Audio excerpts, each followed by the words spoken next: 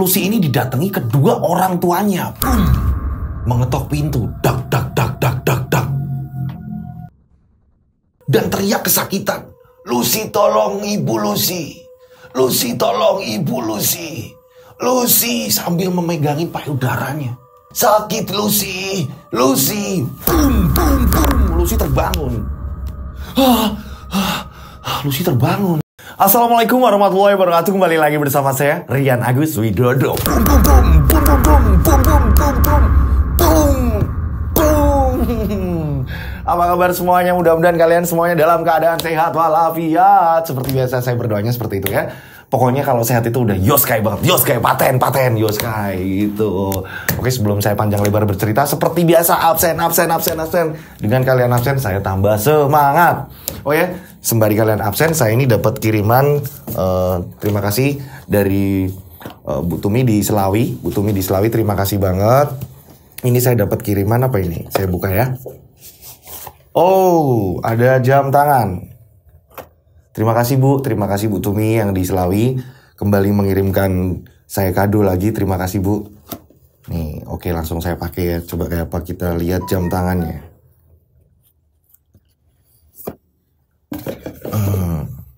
Wih, paten.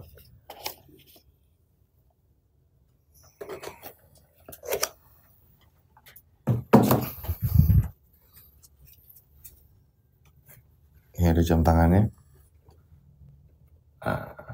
Kelihatan nggak? Oke. Terima kasih Bu, matur nuwun. Sebenarnya nggak usah dengan kado-kado kayak gini, saya nggak apa-apa. Terima kasih gitu. Tapi sebenarnya dengan ucapan doa, support segala macam itu udah lebih dari segalanya gitu. Tapi ini bentuk rasa apa ya, mungkin biar kita hubungan saudara, kerabat erat gitu ya, mungkin seperti itu. Ya terima kasih banget Bu kadonya Bu. Matur nuwun sekali Bu, matur nuwun ini saya pakai Bu. Matur nuwun. Nih. Dah, saya pakai. Keren.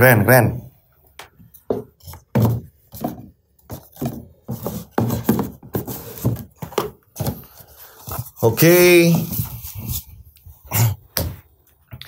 Udah absen semuanya, mudah-mudahan kalian yang absen ini hari ini itu diberkahi, dibanyakan rezekinya untuk hari ini. Amin ya Allah. Oke, cerita kali ini kiriman dari salah satu subscriber, di mana saya ini kayak tertarik untuk membuat judul. Karena dari si pengirim ini bilang, coba Mas, kalau Mas mau ngasih judul di cerita saya, ini kira-kira yang tepat ceritanya ini judulnya apa? Nih, saya kasih judul, Warisan Berdarah.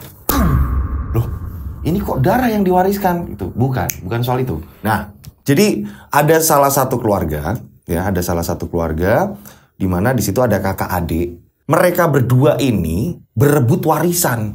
Mereka berdua ini saling serang menggunakan hal mistis. Ini sampai-sampai korban yang berjatuhan ini banyak sekali. Sebenarnya motif mereka ini kok sampai saling serang ini apa sih? Apakah sebuah keserakahan? Ataukah mungkin motif lain?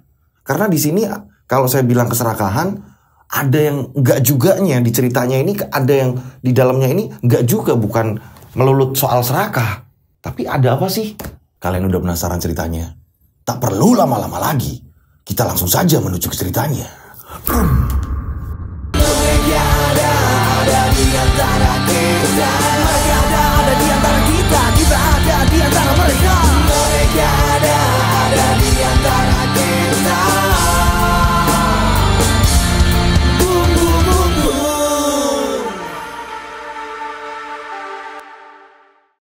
Kejadiannya ini tahun 90, hiduplah seorang kakak dan adik nih, ya kan?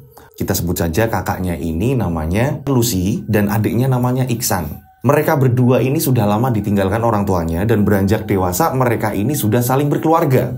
Lucy mempunyai keluarga dan Iksan pun juga mempunyai keluarga. Nah, mereka ini sudah dibuatkan rumah sama orang tuanya ketika orang tuanya ini masih hidup nih. Jadi si Lucy ini dibikinin rumah, begitu juga si Iksan. Nah, bedanya kalau Mbak Lucy, ini seorang kakaknya Iksan ini belum mempunyai anak. Nah, kalau Iksannya sendiri, Iksan ini sudah mempunyai anak. Anaknya Iksan ini usianya 8 tahun. Dia ini seorang laki-laki. Nah, Mbak Lucy dan Iksan ini melanjutkan usaha dari almarhum orang tuanya nih. Orang tuanya ini mewarisi sebuah pabrik tempe. Nah, mereka berdua ini mengelola bersama.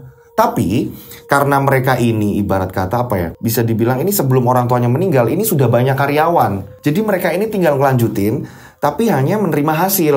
Karena karyawan-karyawannya ini udah pada pinter. Datang ke pabrik tinggal ngecek. Hasilnya seperti apa, mereka tinggal ngecek. Seperti itulah. Nah, di sini ini ada sedikit masalah.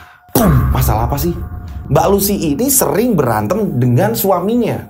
Dan entah masalahnya apa, masalah kecil, masalah besar atau apapun itu, ini sering cekcok banget dengan suaminya. Nah, di sisi lain, kehidupan Iksan ini benar-benar yang aman-aman saja. Istri Iksan juga orangnya yang penyabar. Nah, di sini Mbak Lucy ini sering berantem sama suaminya. Beda sama keluarga si Iksan nih, yang tenang-tenang saja, aman. Mbak Lucy ini bahkan setiap hari sering berantem. Karena apa? Suaminya Mbak Lucy, ini benar-benar gak mau kerja. Nah, Mbak Lucy ini pernah ngomong nih sama suaminya, "Mas, mau sampai kapan kamu seperti ini terus? Kamu ngandelin usaha orang tuaku, kamu ngandelin itu. Aku itu kurang apa, Mas? Harusnya dengan adanya warisan dari orang tuaku, kamu ini bisa mengembangkan, Mas. Udah ada modal ibarat kata. Kok kamu ini cuma nganggur-ngangguran? Aku ini bingung, Mas, sama kamu, Mas. Ini belum ada anak. Coba nanti ada anak. Mbok kamu mikir, Mas. Yo, walaupun aku udah ada pemasukan dari pabrik tempe, Mas. Tapi yo paling enggak kamu ini ada pergerakan apalah, Mas. Atau kamu ikut aku juga ngecek-ngecek sana. Kok kamu ini cuma di rumah, Tok? Ntar giliran keluar rumah, pulangnya pagi. Ngumpul sama temen-temen. Aku kok bingung, Mas, sama kamu. Nah, di sini suaminya ini kayak nggak terima. Maksud kamu apaan? Kamu tuh perempuan. Kok berani sama aku? Mau aku tidur-tiduran, mau aku apapun itu, ini urusannya aku. Yang penting keluarga aman kok. Aman gimana, Mas? Coba bayangin, kalau almarhum orang tuaku ini gak ninggalin warisan itu, Mas. Apa kabar kita, Mas? Apakah kita masih bisa makan? Udahlah, kamu diem aja. Aku paling gak seneng kalau ada perempuan yang ngoceh-ngoceh sama suaminya. Aku mau keluar. Sebel aku lihat kamu. Jadi, memang suaminya ini kayak gak mau kerja. Bener-bener kayak gak ada gairah atau apalah. Gak bener-bener kayak numpang hidup. Ini yang membuat akhirnya Lucy ini bercerai. Lucy minta cerai. Dan akhirnya bercerai. Belum sampai sini nih. Nah, kurang lebih setengah tahun, Lucy ini menikah lagi. Lucy ini menikah lagi dengan pria lain. Tapi sama.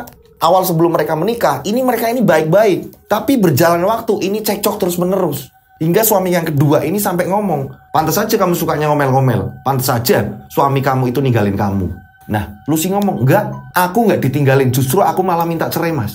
Ternyata kamu sama kok sama dia. Sama-sama nggak mau kerja. Justru kamu ini suka minum orangnya. Kamu suka minum minuman keras. Kamu suka ninggalin keluarga seenak hati kamu. Ada aku, Mas, yang nungguin kamu, Mas. Kamu pulangnya juga sama kayak dia. Oh, kamu jadi nyama-nyamain dengan mantan kamu. Akhirnya cerai lagi." Hingga 4 kali pernikahan, Lucy terus-menerus cerai. Ini ada apa sih? Hingga akhirnya Lucy ini kayak trauma untuk menikah. Nah, ada tetangga-tetangganya ini yang ibarat kata kayak ini ya, kasihan, merasa kasihan sama Lucy. "Mbak Lucy, aku lihat hidupmu kok kayaknya kok bener-bener berantakan, padahal ekonomi tercukupi ya, Mbak Lucy." "Iya, Mbak, aku juga bingung, Mbak. Masa iya aku nikah sampai 4 kali, Mbak? Gak ada pria yang bener nyayangin aku, Mbak. Malah yang ada mereka ini kayak memanfaatkan kondisinya aku, Mbak. Kondisi warisan dari almarhum bapak. Mereka ini kayak gak mau kerja, Mbak. Aku kan heran ya, Mbak. Masa kayak gini terus ya, Mbak, hidupnya aku." Nah, tetangganya ini ngomong, "Lain kali kalau kenal sama cowok, kenal sama pria, mbok dikenali dulu. Jangan gegabah. Jadi kamu biar tahu siapa dia, keluarganya seperti apa. Kalau orang Jawa bilang ini kan bibit bobot bebet. Makanya di situ kamu ini harus ngerti biar nggak terjadi cerai-cerai lagi kayak gini. Mbak ini sebagai tetangga udah nganggap kamu itu kayak saudaranya Mbak sendiri."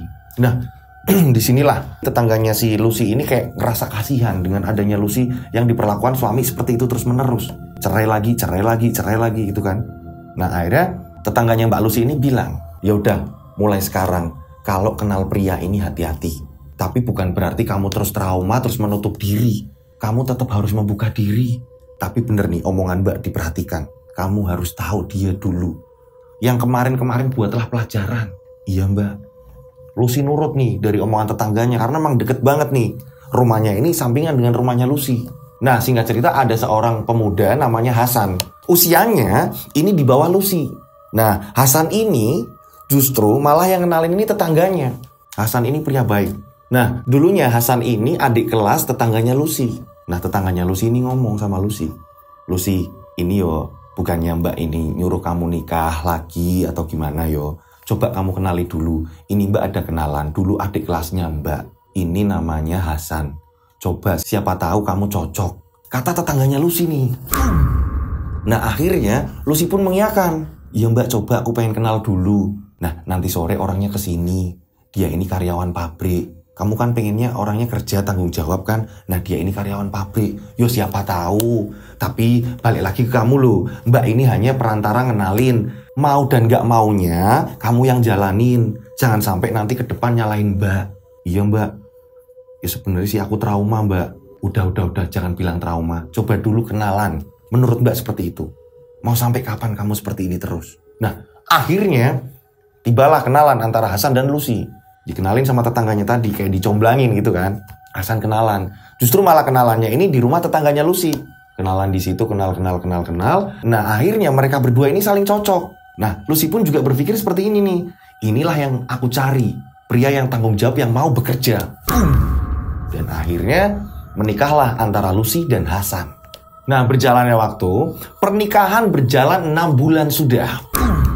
Sudah berumah tangga ya kan, antara Lucy dan Hasan ini sudah 6 bulan berjalan lamanya gitu kan.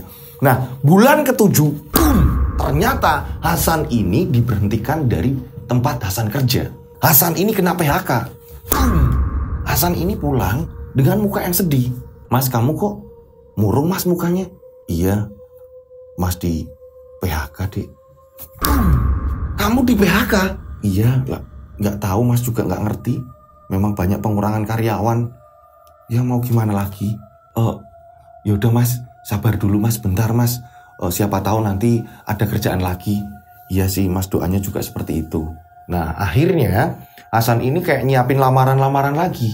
Hasan keesokan hari ini nyari kerjaan. Kiri kanan Hasan ini nyari kerjaan. Tapi tak kunjung menemukan pekerjaan.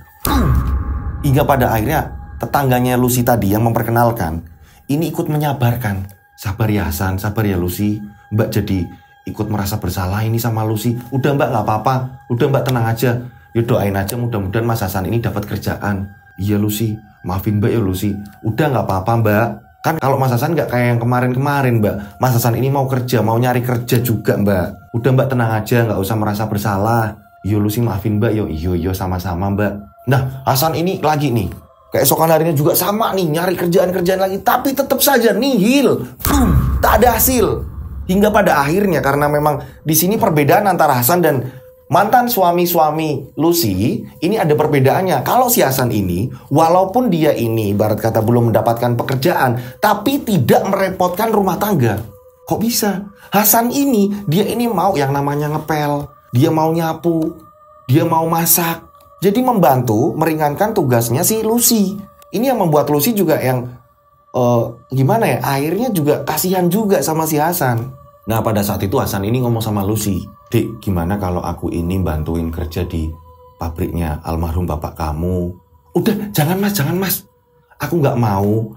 Aku dan kamu itu langsung terjun. Jangan mas, nanti adikku ini cemburu mas. Cemburunya gimana? Kok ada orang dalam yang ikut kerja juga? Udah pokoknya kita ini duduk manis aja mas.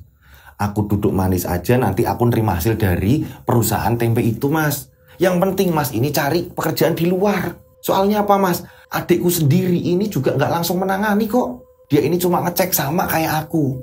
Lah apa peranmu itu tak gantiin mas dik? Udah jangan mas. Udah nanti malah jadi ribut sama adikku. Adikku itu orangnya ini gak senengan. Kalau yang gak pas di dia ini susah mas. Oh ya udah kalau gitu mas ini cuma nawarin. Mas ini gak tega kalau hanya mengandalkan usaha dari keluarga kamu. Mas juga pingin yang namanya nyari kerjaan. Tapi gimana lagi? Udah mas gak apa-apa. Tapi mas ya juga tetap usaha yo mas. Iya dek. Bedanya dengan suami-suami yang lain itu bedanya seperti itu. Hasan ini orangnya kalau di daerah saya namanya sregep, rajin. Nah kita beralih di keluarga Iksan. Nih Iksan dengan keluarganya ini baik-baik saja.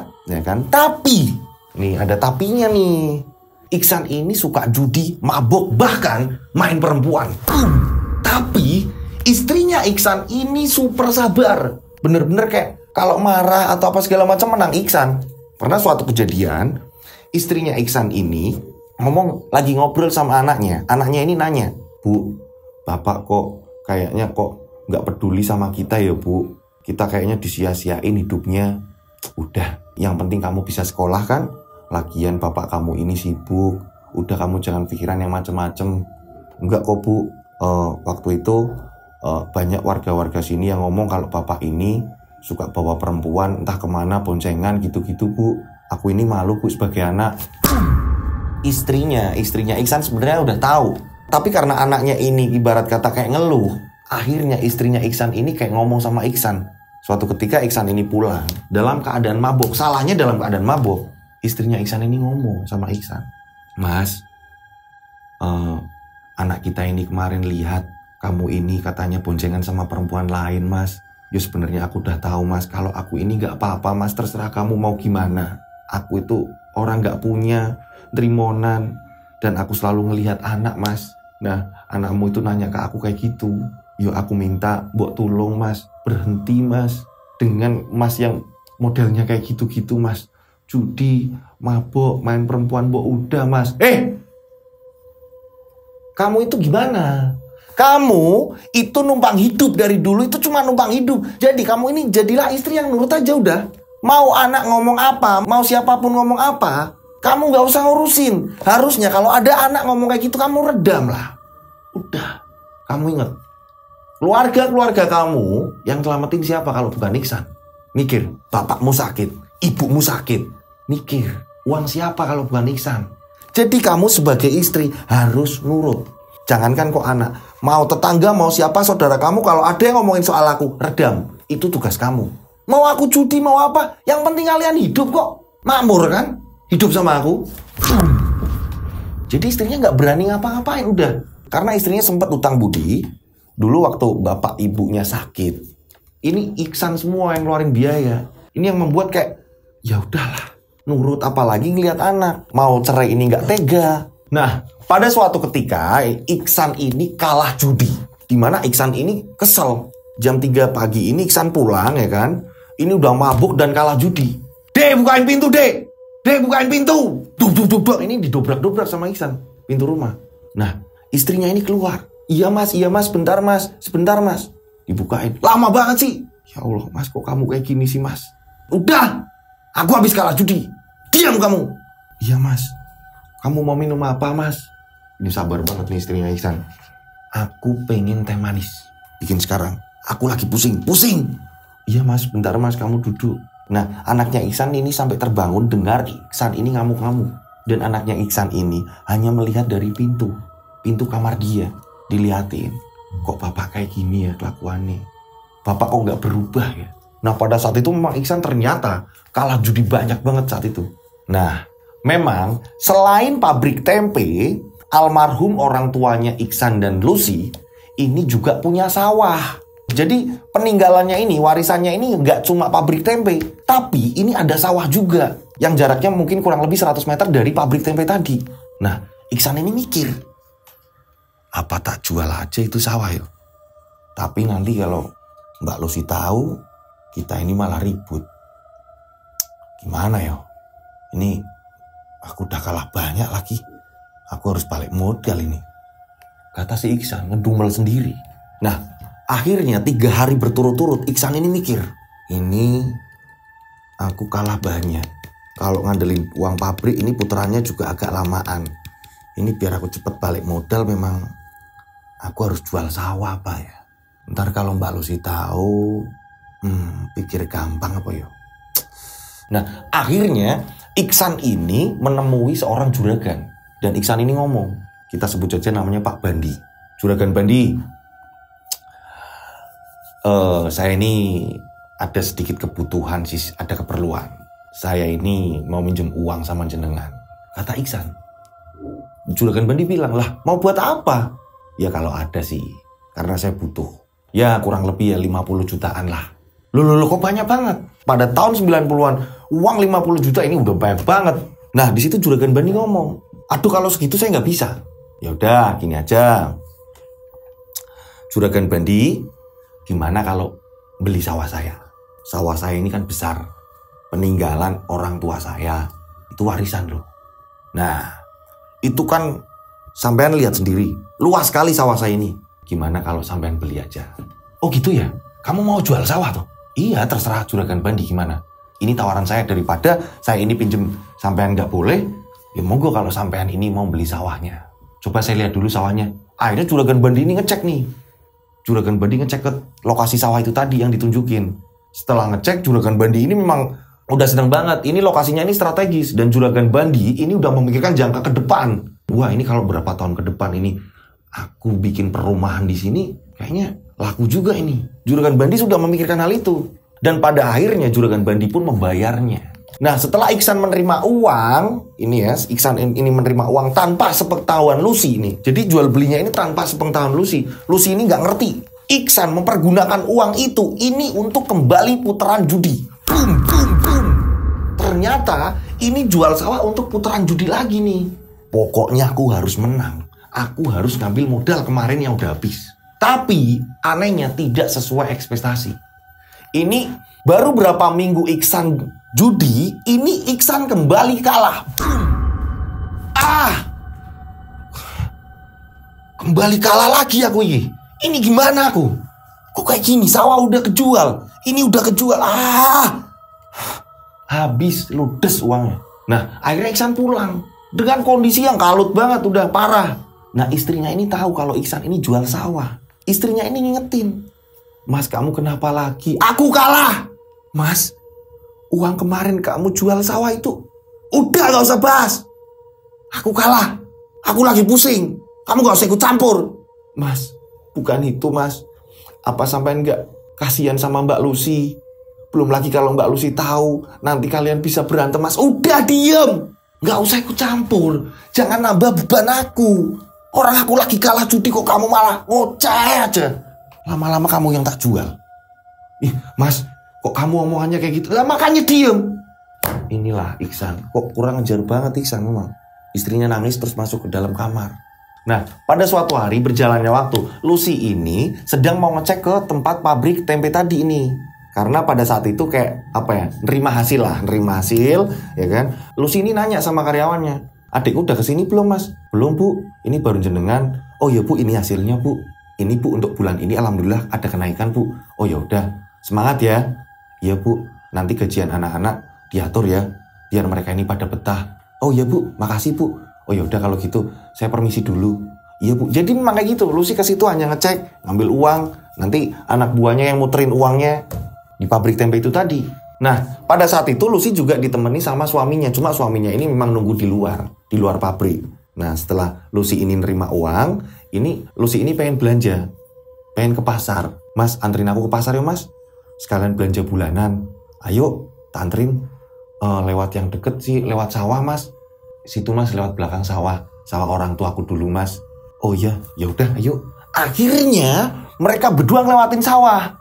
Sawah yang dimana sudah dijual oleh Iksan. Nah pada saat itu Lucy berhenti. Mas. Lah itu kok sawah lagi diapain ya mas sama Juragan Bandi?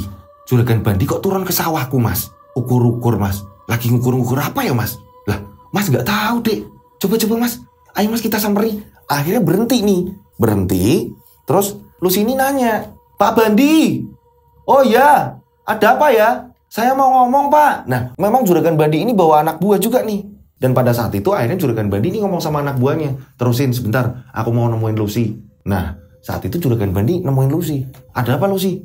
Saya mau nanya ini ada apa ya? Kok tiba-tiba sampean sama orang-orangnya sampean ini kok lagi ngukur-ngukur sawah saya? Emang ada apa ya? Loh. Kok sawah saya gimana sih? Ini sudah bukan sawah kamu lagi, udah bukan sawah kamu sama Iksan lagi. Kok kamu ngaku-ngaku kayak gitu? Lucy kaget di sini. Lah, kok bisa? Iksan kemarin sudah menjual sawah ini ke saya.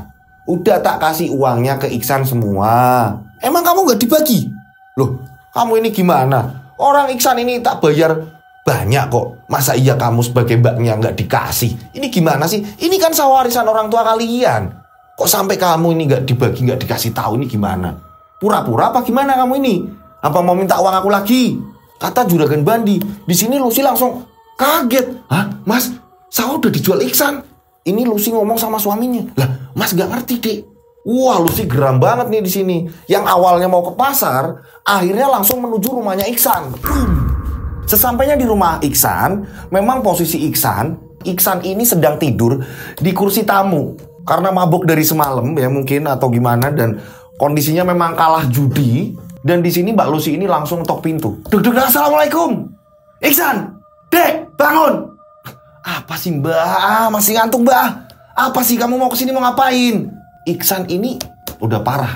Ini kayak mabuk tapi udah yang nggak kekontrol sebenarnya ini.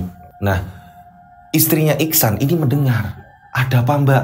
Itu suami kamu gimana? Kok berani-beraninya ngejual sawah tanpa ngasih tahu aku? Aku itu kakak iparmu. Kamu juga kok nggak ngomong sama aku?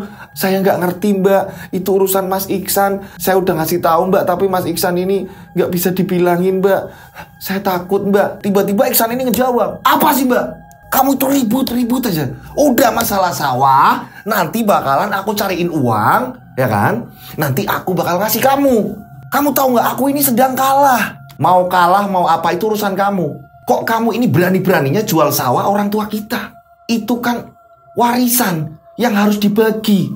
Kok kamu ngejual hanya sebelah pihak tanpa ngasih tahu Mbak? Dan uangnya pasti kamu buat judi kan? Sekarang Mbak nggak mau tahu. Pokoknya Mbak minta separuh dari penjualan sawah. Udahlah Mbak, nanti Mbak. Aku lagi pusing Mbak. Mbak nggak mau tahu. Pokoknya dalam waktu dekat Mbak harus menerima uang separuh dari hasil penjualan sawah. Kamu jangan seenak hati, Dek. Paham kamu? Kenapa kamu nggak maju-maju? Itu seperti ini. Mbak, jangan nyalain kehidupan saya atau apalah Mbak.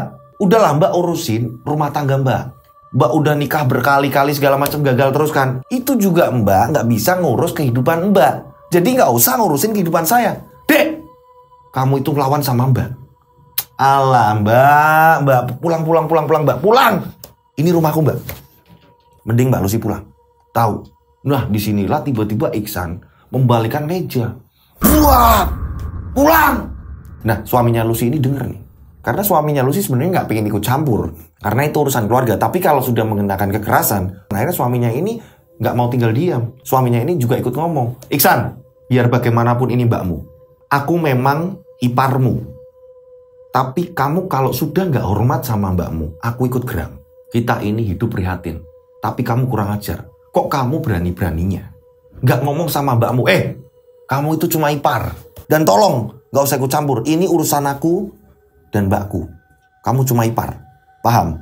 Dan kamu, aku denger, kamu dipecat kan? Dan sekarang nggak ada kerjaan kan? Kamu nggak ada taring di sini. Pergi dari sini. Pergi! Akhirnya, suaminya Lucy ini langsung aja pergi Lucy. Dek, pulang.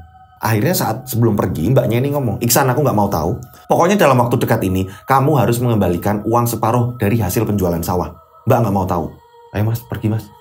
Akhirnya, Lucy dan suaminya ini meninggalkan Iksan. Iksan tambah puyeng di sini. Kakaknya udah marah-marah seperti itu. Istrinya Iksan pun nggak berani ngapa-ngapain. Istrinya Iksan ini hanya membetulkan meja yang telah dibalik sama Iksan. Sabarnya kayak apa nih istrinya Iksan. Nah, pada saat itu Iksan juga tertekan masalah pembayaran sekolah anaknya. Belum lagi, ini tanpa sepengetahuan istrinya Iksan. Iksan ini ternyata sudah menggadaikan sertifikat tanah rumah. Ini yang membuat dari pihak bank ini juga menekan untuk setoran biaya per bulan-bulannya. Setiap bulannya, ini dari bank, ini datang juga ke rumah Iksan. Assalamualaikum. Wah, istrinya bingung nih. Lah, Bapak siapa ya? Saya dari bank. Ini Pak Iksan ini udah 3 bulan ini belum setoran, Bu. Setoran apa ya, Pak? Loh, sertifikat rumah ini kan digadaikan sama bank, Bu. Nah, kami akhirnya dari petugas bank ini pengen menanyakan keselanjutannya bagaimana ini. Istrinya Iksan kaget. Saat itu Iksan ini masih di belakang lagi makan. Nah, saat itu Iksan ini ternyata ngelihat petugas bank ini yang udah mulai mau nagih. Iksan bingung. Nah, nggak lama kemudian istrinya ini ke belakang. Mas, ada penagih bank datang. Aduh. Iksan panik di sini. Ternyata kamu gadain sertifikat rumah ini juga tuh Mas. Udahlah, aku itu pusing. Kamu bilang aja, kamu bilang. Iksan nanti bakal nyelesain. Mas Iksan gak di rumah ternyata. Bilang aja udah. Lah tadi aku udah bilang kamu di belakang kok mas. Bilang aja lewat pintu belakang. Pergi gak ngerti kemana. Udah. Ya akhirnya istrinya ini nurut nih. Ke depan dan nemuin petugas bank. Dan istrinya ini ngomong sama petugas banknya. Pak maaf pak. Saya cari kok ternyata Mas Iksan gak ada ya pak. Tadi memang di belakang. Tapi gak tahu kemana. Oh yaudah bu kalau gitu bu. Besok kami kesini lagi bu. Iya pak. Maaf ya pak. Iya bu. Pokoknya besok pagi diusahakan agar saya ketemu sama Pak Iksan ya bu. Iya pak, maafin saya ya pak. Iya bu, kami pamit bu. Petugas bank pergi nih. Petugas bank pergi, Iksan baru nongol. Gimana udah pergi belum? Ngomong sama istrinya. Udah mas. Pusing aku ini. Bingung ini harus ngapain. Nah akhirnya karena Iksan ini udah buntu banget ya. Iksan mikir, apa pabrik tempe itu aku jual sekalian aja apa ya? Tiba-tiba Iksan punya pemikiran kayak gitu. Ini kalau tak jual. Terus aku main judi lagi, ini kalau menang aku bisa ngelunasin kakakku itu. Dasar mak lampir. Gimana ya? Akhirnya Iksan ini punya pemikiran yang sejahat itu. Dan pada saat itu Iksan ini langsung pergi menuju ke rombongan teman-temannya yang judi. Markas dia bermain judi di situ. Iksan ini di situ minta saran nih dari teman-temannya. Dari lawan mainnya juga nih dimintain saran sama Iksan. Ini menurut kalian gimana? Aku pusing. Aku kayak gini, kondisinya seperti ini. Buang udah nagih, dari sini udah nagih. Kakakku yo kurang ajar. Ini menurut kalian ini gimana? Nah, salah satu temennya Iksan, kita sebut saja namanya Rozak. Rozak ini ngomong sama Iksan. Udah gini aja San. Sepertinya memang solusinya terakhir itu yo. Kamu tinggal pergi ke dukun, selesai. Dukun. Boleh juga. Tapi aku pengen dukun yang ampuh. Selain aku bisa jual, aku pengen ada orang yang meninggal. Loh, kok kayak gitu? Kan kamu butuhnya bisa ngatasi semuanya. Pesugihan kayak atau apa kayak? Enggak. Aku pokoknya pengen ngejual itu. Rozak juga gak ngerti siapa yang mau dikorbankan. Rozak hanya ngasih tahu doang nih. Ini ada tempat dukun yang ampuh nih. Ada di daerah ini. Monggo silahkan kalau kamu mau jalan. Akhirnya Iksan mengiyakan. Dan ternyata sasaran Iksan adalah Iksan pengen membunuh Lucy. Pengen membunuh kakaknya sendiri. Lucy harus mati. Jadi aku bisa menguasai kekayaan, kata si Iksan. Singkat cerita akhirnya Iksan itu menuju ke tempat dukun tadi yang dimaksud oleh Rozak. Nah setelah sesampainya di tempat Mbah Dukun tadi, kita sebut saja dukun itu namanya Kusno. Nah setelah bertemu sama dukun Kusno, Iksan ini menjelaskan. Memang Mbah Dukun Kusno ini usianya udah tua. Ini kurang lebih kisaran 90 tahunan. Pada saat itu Iksan ini ngomong sama dukun Kusno. Mbah, aku pengen bunuh seseorang mbah. Katanya mbah ini terkenal ampuh untuk membunuh orang tanpa mengotori tangan. Nah, aku butuh bantuanmu mbah. Aku pengen ini orang mati mbah. Namanya Lucy. Ini tanggal lahirnya semua ini ada di tangan saya mbah. Oh gitu. Terus ada lagi? Ada mbah. Aku pengen menguasai pabrik. Itu rencanaku mbah. Oh gitu. Kalian kerjasama ya? Atau gimana? Iyalah mbah. Pokoknya aku pengen Lucy ini mati mbah. Gampang sekali aku ini membunuh orang. Ratusan orang sudah meninggal di tanganku. Tanpa mengotori tangan kalian semua. Yang menginginkan lawannya meninggal. Kata Mbah Dukun itu tadi. Nah, disinilah Mbah Kusno mengucapkan mahar. Kamu ada nggak 15 juta? Ya udah gini aja mbah. Yang penting diproses dulu. Masalah pembayaran ini tak lebihi malah mbah. Nanti kan saya bisa nguasain pabrik. Dengan adanya saya nguasain pabrik, saya ini bisa ngebayar mbah lebih. Paham mbah? Tenang aja. Oh ya udah kalau gitu gampang. Udah kamu terima mateng aja. Oh ya mbah. Makasih mbah. Nanti si Lucy ini akan muntah darah. Jadi nanti kamu tinggal dengar kabar aja. Kamu gak usah yang sok-sokan gimana, biasa aja kamu. Jadi orang gak menuduh kamu. Nanti seolah-olah dia ini meninggal dengan sendirinya. Ini benar-benar dari penyakit. Paham kamu? Ya mbah, terserah mbah lah mau bunuhnya Lucy ini gimana, terserah mbah. Dan sesuai perjanjian saya, nanti kalau udah semuanya beres, saya akan bayar mbah. Bahkan akan saya kasih lebih mbah. Kata si Iksan. Iksan berpamitan, Iksan meninggalkan mbah dan Iksan kembali pulang. Dan dengan harapan pokoknya ini bisa teratasi semua. Nah setelah pulang Iksan ini ngomong sama istrinya. Dek, bikinin aku minum dek, buruan. Iya mas, sebentar. Alah, buruan. Nah, akhirnya dibikinin minum nih sama istrinya Iksan. Tenang, bentar lagi suamimu ini kaya. Mas, bentar lagi justru bang ini mau kesini mas. Aduh, ya udah bilang aja. Pokoknya Mas Iksan ini gak di rumah. Nah, Iksan ini ke belakang nih ke kebun. Dia ini ngumpet di kebun nih. Dan ternyata memang petugas bank datang. Kondisi rumah kosong adanya cuma istrinya nih. Sedangkan anaknya Iksan ini lagi sekolah. Dan pada saat itu Bang ini kayak kesel. Setelah itu Bang ini pergi. Dan pada saat itu Iksan ini di kebun. Ya kan di belakangnya ini ada kebun nih. Iksan ini sambil ngeteh. Ini sambil memikirkan hal yang jahat sekali. Bener-bener jahat. Sebentar lagi aku kaya. Jangankan ke bank. Semua bisa aku lunasi. Apalagi dengan adanya Lucy mati. Semua gampang. Nah, di sisi lain nih, di tempat Lucy nih, 3 hari setelah kejadian itu tadi nih, pada malam hari, Lucy ini tidur dimimpikan. Lucy ini didatangi kedua orang tuanya. Mengetok pintu. Dak, dak, dak, dak, dak, dak. Lucy ini bingung. Lucy ini seolah-olah kayak bangun dan membukakan pintu. Dan saat Lucy ini membukakan pintu, cekrek. Lucy kaget. Ini Lucy dengan jelas melihat ini sosok-sosoknya ini adalah orang tua Lucy. Tapi anehnya ini kedua orang tua Lucy ini mukanya hancur lebur. Tapi Lucy masih ngeh kalau itu bentukan dari orang tua Lucy. Bapaknya Lucy dan ibunya Lucy. Bapaknya Lucy ini mukanya benar-benar hancur. Dan banyak darah menetes dari mukanya. Kayak sayatan-sayatan kuku. Dengan menggunakan busana yang benar-benar busana udah lusuh. Dan Lucy, setelah itu Lucy memandang ibunya.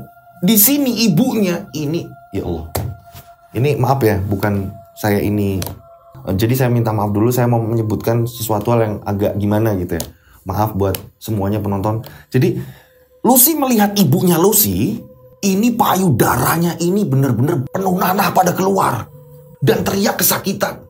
Lucy tolong ibu Lucy. Lucy tolong ibu Lucy. Lucy sambil memegangin payudaranya. Sakit Lucy. Lucy. Bum, bum, bum. Lucy terbangun. Lucy terbangun. Dan Lucy langsung membangunkan suaminya. Yang memang suaminya ini gak mendengar Lucy ini bangun. Mas. Iya kenapa? Kamu kenapa? Aku mimpi mas. Aku didatengin almarhum orang tuaku mas. Dan kondisi orang tuaku ini parah banget mas. Berlumuran darah mukanya bapak. Dan ibu ini payudaranya ini penuh koreng mas. Banyak nanah keluar. Hah? Masa sih? Kok bisa kayak gitu? Iya mas. Aku takut mas. Ngeri banget di mimpiku mas. Mereka berdua ini berdiri di depan pintu rumah mas.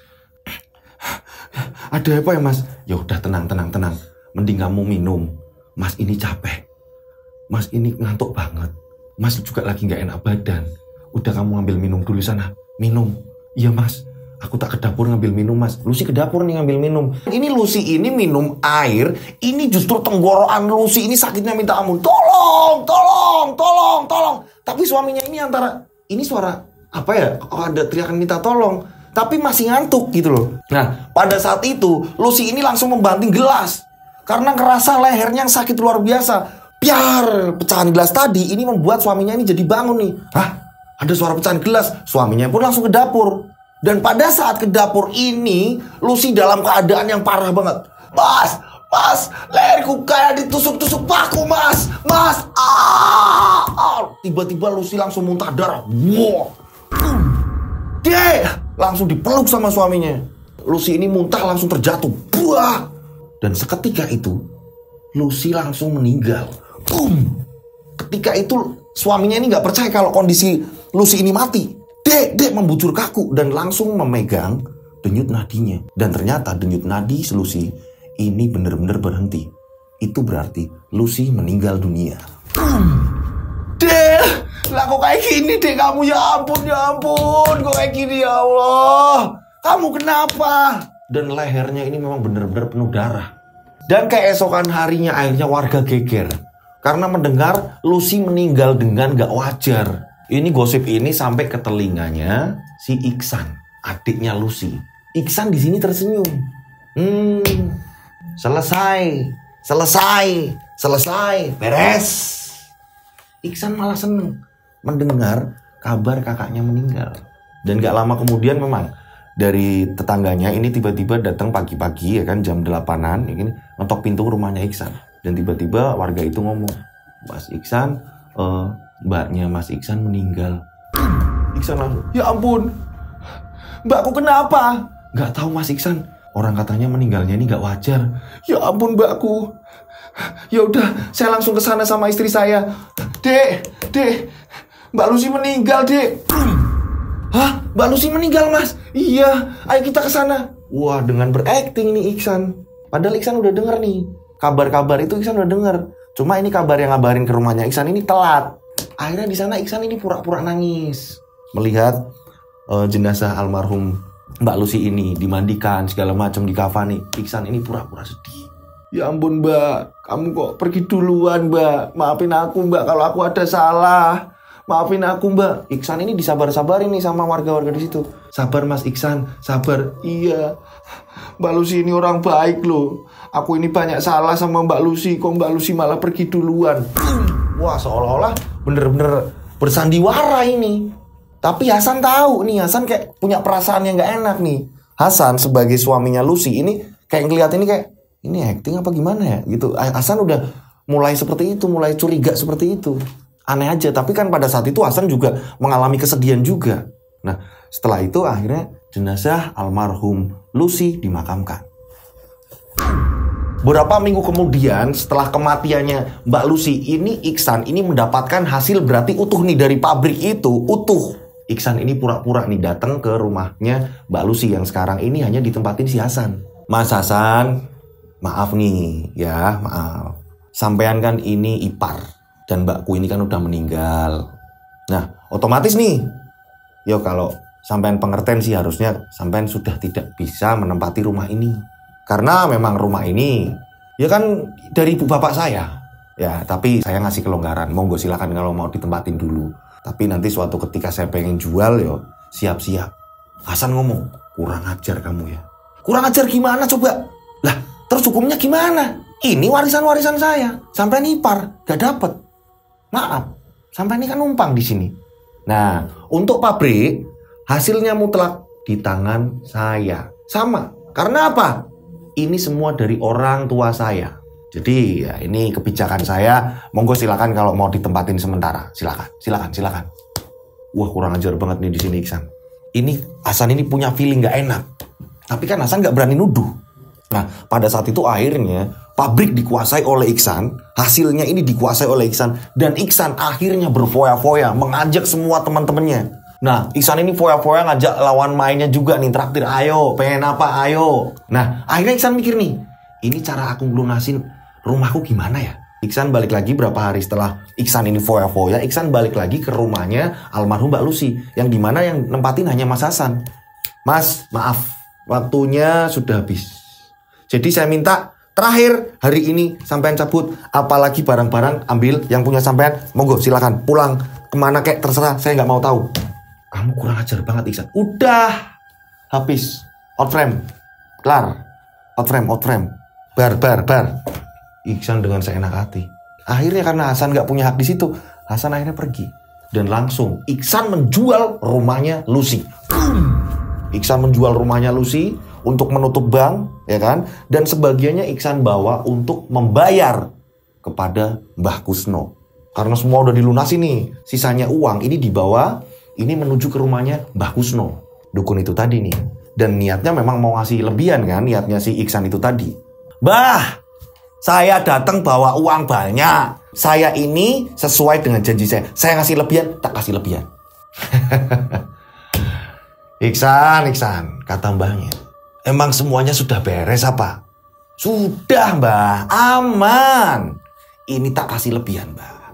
Mbah kemarin minta 15 kan, ini tak kasih 25. Gimana? Sesuai janji. Saya ngasih lebihan, tak kasih lebihan, lebih banyak. Gak nanggung kan aku. Aku udah puas banget mbah.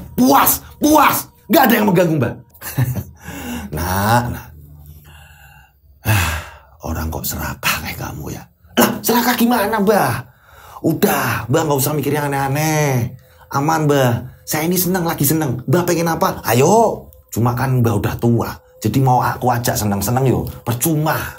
Udah Mbak kayak gini aja, kerja kayak gini aja udah. Nanti kalau saya butuh-butuh lagi, gampang.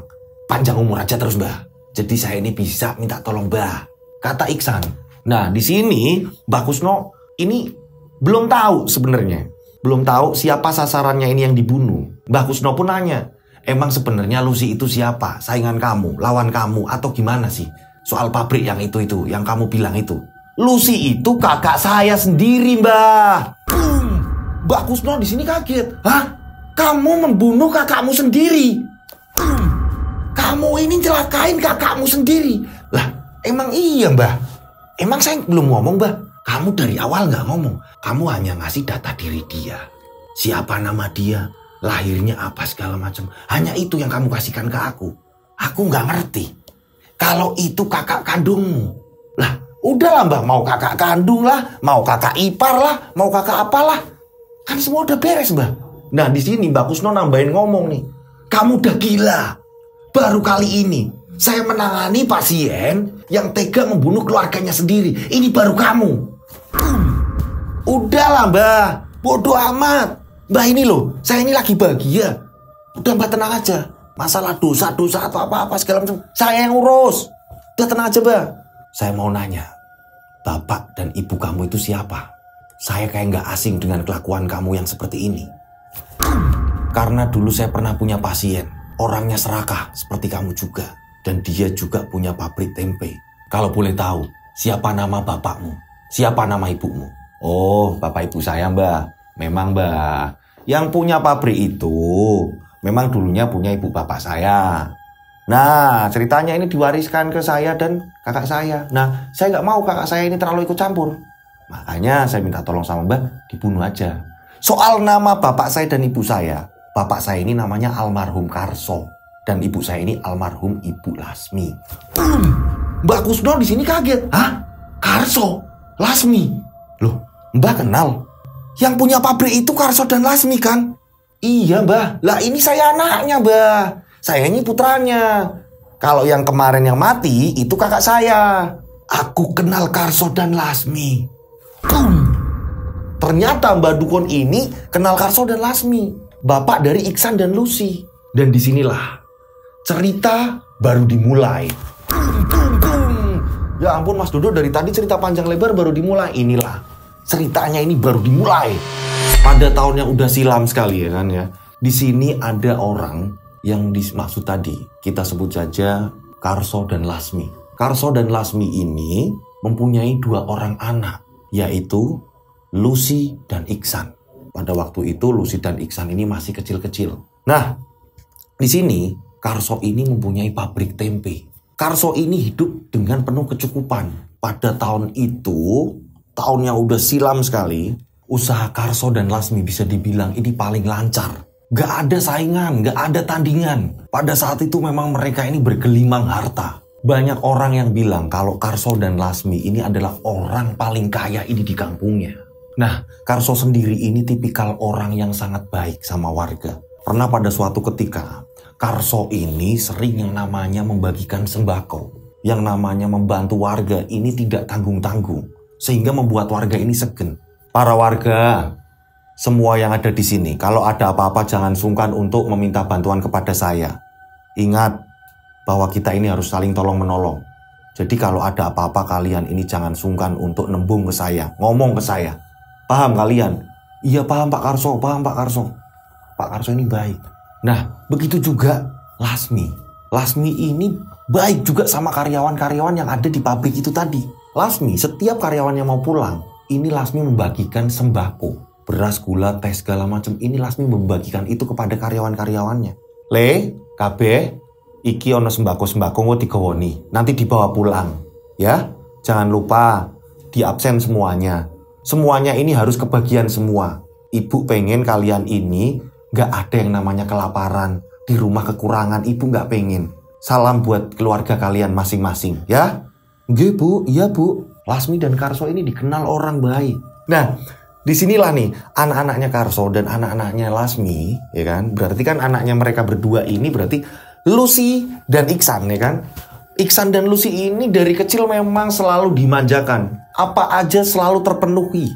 Bahkan ini ibarat kata apa ya, anak-anak kecil yang seumuran mereka pada saat itu, ini diajak main semuanya. Karena yang punya mainan-mainan pada saat itu, walaupun ini mainan kampung ya kan, tapi kan pada saat itu kan yang punya ini hanya orang-orang juragan. Kayak sepeda, kayak apa segala macam yang duluan punya. Ini mereka duluan nih, Lucy dan Iksan. Dimanjakan, pokoknya mereka berdua ini dimanjakan. Dan mereka ini saling sayang sebenarnya, dari kecil ini saling sayang. Nah, berjalannya waktu antara Lucy dan Iksan ini tumbuh dewasa. Dan akhirnya ini mereka ini menikah. Seperti yang saya awal bilang cerita nih, mereka ini akhirnya udah menikah nih. Lucy dan Iksan ini udah pada menikah masing-masing nih, punya keluarga masing-masing. Karena Lucy dan Iksan ini udah pada menikah, akhirnya dua-duanya, Lucy dan Iksan ini dibikinkan rumah masing-masing oleh Pak Karso. Ini Lucy, kamu tinggal di sini. Udah tak bikin ke rumah sama bapak ya. Nah, Iksan juga tinggal sebelah sana ya. Tinggal sebelah sana, udah tak bikin ke rumah. Rumah kalian ini hampir mirip modelnya. Biar apa? Biar kalian ini gak pada berantem nantinya. Pokoknya pesen bapak kalian yang akur. Yo, Duk, Le. Iya Pak. Akhirnya mereka berdua ini antara Lucy dan Iksan ini jadi tinggalnya ini udah misah-misah nih. Iksan dengan keluarganya, Lucy dengan keluarganya Lucy ya kan. Nah, begitu juga Pak Karso dan Bu Lasmi. Ini pisah semua akhirnya nih. Nah, berjalannya waktu, Bu Lasmi ini ngerasain payudaranya ini sering sakit. Bu Lasmi ini sering sakit-sakitan. Ini akhirnya ini sering menjenguk, antara Lucy dan Iksan ini sering menjenguk. Nah, ini Lucy menanyakan hal itu ke ibunya. Bu, ibu kok sering sakit payudara? Mbok periksa atau apa, Bu? Udah nggak usah. Lagian nanti juga sembuh sendiri kok, Nak. Udah kamu tenang aja. Nah, Iksan pun ngomong, iya Bu, mending periksa aja Bu. Nanti kalau ada apa-apa gimana-gimana, udah nggak apa-apa, nanti juga sembuh sendiri kok. Yo paling ibu ini efeknya ke demam-demam aja kok, Nak. Udah kalian nggak usah kepikiran, ibu baik-baik aja kok. Nah, di sini Pak Karso tiba-tiba setiap mereka menanyakan hal itu, Pak Karso ini selalu mengalihkan perhatian. Udah. Pokoknya kalian ini fokus dengan keluarga masing-masing. Kalian ini sudah pada dewasa. Masalah ibu sakit biar urusan bapak. Bapak masih sanggup kok ngatasi semua ini. Nanti gampang ibu tak bawa ke rumah sakit, kata Pak Karso. Akhirnya Lucy dan Iksan pun kembali pulang. Dan sering itu berjalan waktu terus-menerus, Iksan sering datang. Begitu juga sama Lucy. Ibunya sakit lagi, berulang kali seperti itu sakit lagi. Dan ibunya bilang, udah gak apa-apa. Percaya sama ibu, tenang aja. Yang penting kalian rukun. Yo, sampai kapanpun pesan ibu, kalian rukun. Jangan pernah nanti kalau kelak ibu nggak ada, bapak nggak ada, kalian ini pada berantem, ibu nggak pengen itu, kata ibunya. Nah, pada suatu hari, ini Lasmi ngerasain payudaranya yang sakitnya luar biasa, nggak kayak biasa-biasanya. Pak, payudara ibu kok sakit yo Pak? Loh, payudara kamu kenapa lagi emang? Nggak kayak biasanya apa gimana? Iya Pak, ini kok sakitnya minta ampun Pak. Bener-bener nusuk-nusuk banget Pak. Ya udah, kita ke rumah Pak Kusno aja. Kalian tahu kan Pak Kusno siapa? Yang sekarang udah jadi Mbah Kusno. Nah, ini kenapa Mbah Kusno ini kenal dengan Pak Karso dan Bu Lasmi. Pada saat itu akhirnya Pak Karso ngajak Bu Lasmi, dibawalah ke tempat Mbah Kusno. Ini ada apa sih? Nah, setelah itu akhirnya Pak Karso membawa Lasmi ke rumahnya Pak Kusno. Dan setelah sampai rumahnya Pak Kusno ini masuk ke kamar hanya ngasih kerincingan. Udah, ini kerincingan dibawa pulang. Nanti pokoknya pas sakit kerincingan ini dimainkan. Udah sana pulang. Dan pada saat itu rasa sakit dari payudaranya si Lasmi ini udah mulai hilang. Pelan-pelan hilang. Dan akhirnya mereka ini pulang. Nah, berapa hari kemudian dari kejadian itu, ini tibalah di bulan Suro dan tepat di malam Jumat. Pada malam itu juga pukul 10 malam, ini Lasmi kembali teriak-teriak merasakan sakit yang luar biasa. Saat kerincingan dibunyikan pun, Lasmi masih ngerasain yang sakit luar biasa. Ah, Pak, sakit banget Pak. Di sini Lasmi memainkan kerincingan tetap aja masih sakit. Nah, pada saat itu Pak Karso dan Bu Lasmi juga ada pembantu juga. Kita sebut saja namanya Mainah. Mainah, emak-emak ini ya, akhirnya ke rumahnya Mbak Lucy. Dan Mbak Lucy ini langsung datang, begitu juga Iksan ini dipanggil juga. Akhirnya anak-anaknya ngumpul nih. Dan pada saat itu, Lucy sama Iksan kaget melihat ibunya yang teriak-teriak minta ampun. Tolong, sakit payudara aku, sakit. Dan pada akhirnya dilarikanlah ke rumah sakit. Pada saat itu rumah sakit belum sekeren rumah sakit sekarang ya. Bisa dikatakan kayak puskesmas mungkin dulu itu ya. Ada rumah sakit peninggalan Belanda tapi yang mengelola orang-orang Indonesia gitu kan. Nah, pada saat di rumah sakit ini ditangani dokter. Dan akhirnya dokter menyatakan bahwa tidak bisa menolong nyawanya Bu Lasmi. Bu Lasmi meninggal dunia. Semuanya nangis. Dan Pak Karso ini nangis juga. Semua ini nangis. Ini sebenarnya ada apa? Nah, akhirnya Bu Lasmi ini dimakamkan. Ada beberapa warga yang di situ yang ada yang curiga juga. Karena memang pada saat setelah pulang dari rumah sakit, menurut penuturan warga saat dimakamkan pun jenazah almarhum dari Bu Lasmi ini banyak nanah-nanah mengering. Ini ada apa sebenarnya? Padahal kedua orang itu baik, Karso dan Lasmi ini baik di mata warga. Dan ini menimbulkan pertanyaan-pertanyaan warga nih. Ini ada apa ya? Dan singkat cerita setelah dimakamkan, ini Karso kayak ngalamin depresi. Kayak nggak tenang, ngerasa bersalah, terus-menerus ngerasa bersalah. Nangis di makamnya terus-menerus. Maafkan Bapak, Bu, maafkan Bapak. Maafkan Bapak, Bu, ini semua salah Bapak. Ini semua salah Bapak. Hah? Salah Bapak? Ada apa ini? Nah, pada akhirnya Karso ke rumahnya Pak Kusno. Yang sekarang ini ketika dipanggil Iksan ini Mbah Kusno. Tapi pada saat itu dipanggil Pak karena umurnya ini nggak jauh dari Pak Karso. Pak Karso ini datang nemuin Pak Kusno. Pak Kusno, sebenarnya ini ada apa dengan kematian istri saya? Saat itu rincingan yang Anda kasih ke saya, sampean ngasih ke saya, ini udah sering saya bunyiin, istri saya bunyiin. Tapi nyatanya istri saya ini almarhum. Lah, di sini Pak Kusno menjawab dengan enteng banget. Lah inilah resikonya melakukan pesugihan lewat tuyul. Ternyata Pak Karso dan Bu Lasmi lakukan pesugihan tuyul.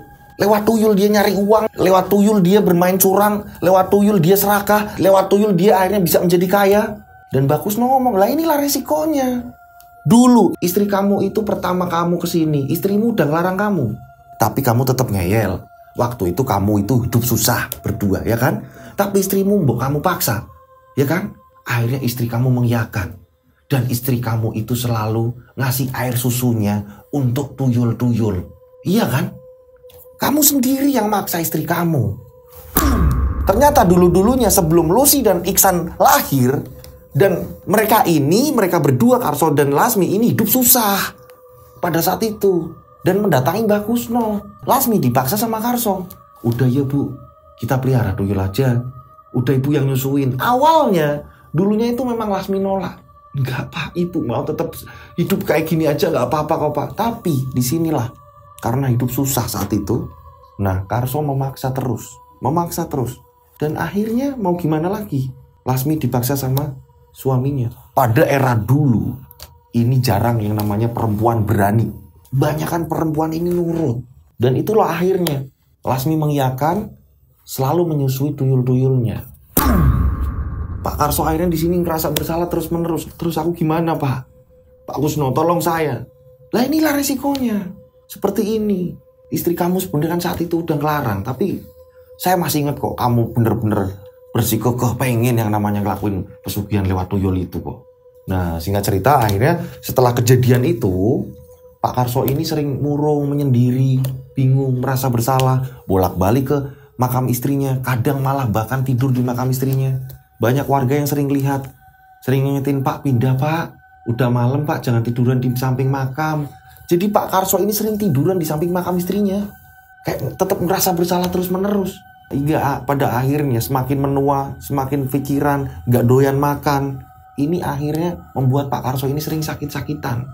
Lucy dan Iksan ini dipanggil. Dan Pak Karso ini ngomong sama anak-anaknya. Sepertinya waktu Bapak udah gak lama lagi. Bapak ngerasa bersalah sama ibumu. Pesan Bapak, kelak kalian jangan pernah bertengkar. Jangan pernah berantem. Sing adil. Pesannya Bapak itu, jangan serakah. Kalian sudah Bapak bikinkan rumah masing-masing. Pabrik juga sudah buat kalian. Dibagi yang adil. Kalian juga gak pernah Bapak suruh kerja. Udah nanti bergantinya karyawan. Biarlah mereka yang bekerja. Yang penting kalian harus baik sama warga. Dan itu juga sawah nanti buat kalian. Yang adil pesan Bapak. Dan gak lama setelah itu, Pak Karso meninggal dunia. Pak Karso meninggal dunia di sini. Nah, ceritanya kembali lagi nih ke masa sekarang nih, di mana Iksan ini tadi lagi seneng-senengnya Mbak Lucy ini meninggal. Dan dukunya ini ngomong, kamu anaknya siapa? Anaknya Pak Karso, anaknya Bu Lasmi. Disinilah, kembali di situ nih cerita. Di sini Iksan kayak merasa bersalah. Lah, dulu bapakku itu kenapa kaya jadi melihara tuyul coba?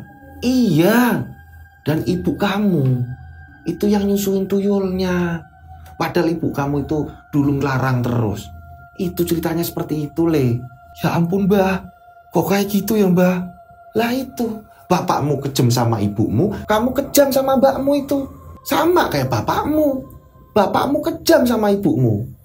Lah kok kamu balas dendam sama mbakmu sendiri? Padahal pesan bapakmu kamu masih ingat kan? Iya, dulu almarhum bapak berpesan agar saya ini gak berantem sama Mbak Lucy. Tapi kok kayak gini ya, Mbah?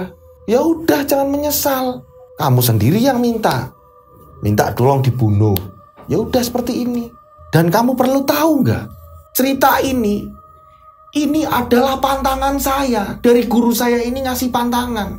Kalau sekali lagi saya melakukan hal seperti ini, yang memang ada hubungan darah, ini saya juga yang kena.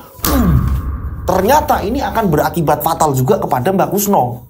Saya udah bingung tadi waktu kamu ngomong. Kok ternyata kamu anaknya Karso dan Lasmi. Ini hati saya ini langsung kepukul. Tahu kamu. Dan ini kok terulang lagi. Ini saya juga terancam. Karena ini pesan dari guru saya dulu-dulunya. Melakukan hal-hal ini yang diminta pasien yang seperti ini. Ini pantangan. Boleh membunuh asal tidak ada hubungan darah. Lah kok kamu gak ngomong kalau itu kakakmu sendiri, Lucy, yang kamu bunuh.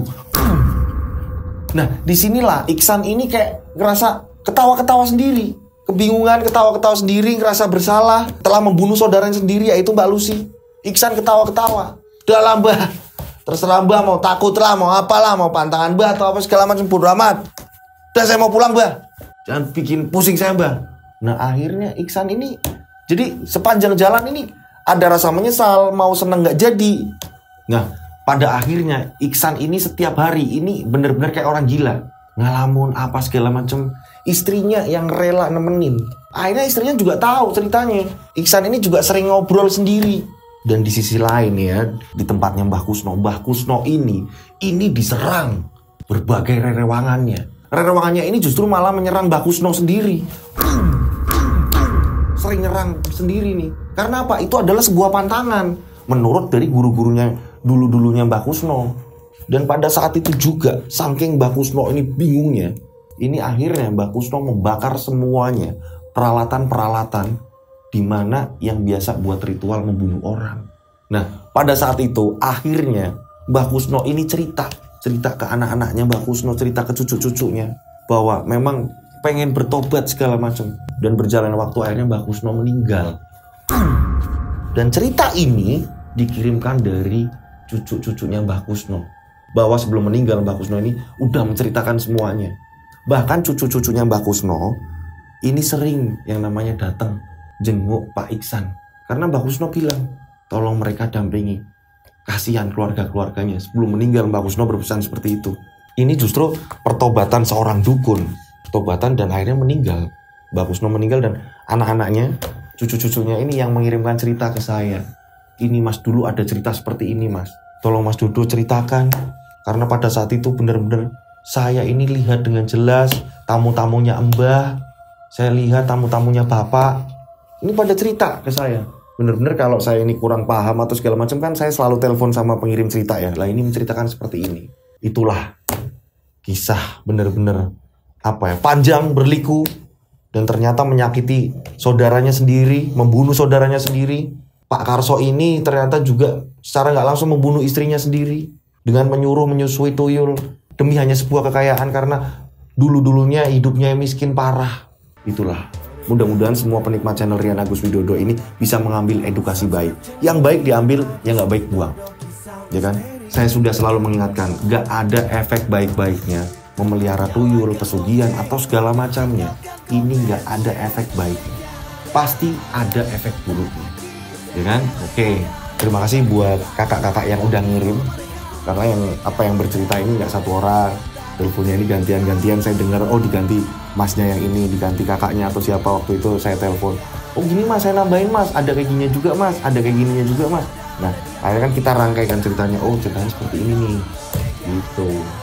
Nah, buat teman-teman yang mau kirim cerita masih bisa kok sampai sekarang, masih bisa terus menerus. Kalian bisa kirim cerita ke saya lewat DM Instagram saya @dodosinjo. Nih, besar banget nih. @dodosinjo. Kalian bisa DM ke situ, kirim pesan di situ, atau kalian bisa kirim WA ke saya 0858 704 33336. Tiganya 4 kali. Nih, WA. Dan setiap WA ini langsung dikasih nama dan nama kota, biar nggak ketumpuk dengan WA lain, oke? Karena kalau ketumpuk-ketumpuk akhirnya nggak kebalas nih. WA kalian ini nggak kebalas. Jadi setiap WA ke saya, buat yang nomor baru ya kan, ini langsung kasih nama dan kasih nama kota kalian gitu. Silahkan kirim ceritanya lewat WA saya.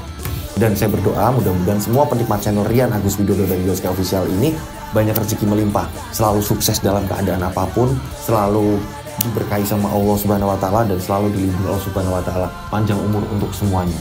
Amin amin ya rabbal alamin. Amin. Akhir kata, saya Rian Agus Widodo mengucapkan wassalamualaikum warahmatullahi wabarakatuh. Mereka ada di antara kita. Mereka ada di antara kita. Subscribe channel Rian Agus Widodo, kisah misteri. Mereka ada di antara kita. Nyalakan lonceng, notif, tinggalkan komen, share. Mereka ada di antara kita. Mereka ada di antara kita. Kita ada di antara mereka. Mereka ada di antara kita. Mereka ada di antara kita. Mereka ada di antara kita. Kita ada di antara mereka. Mereka ada di antara kita.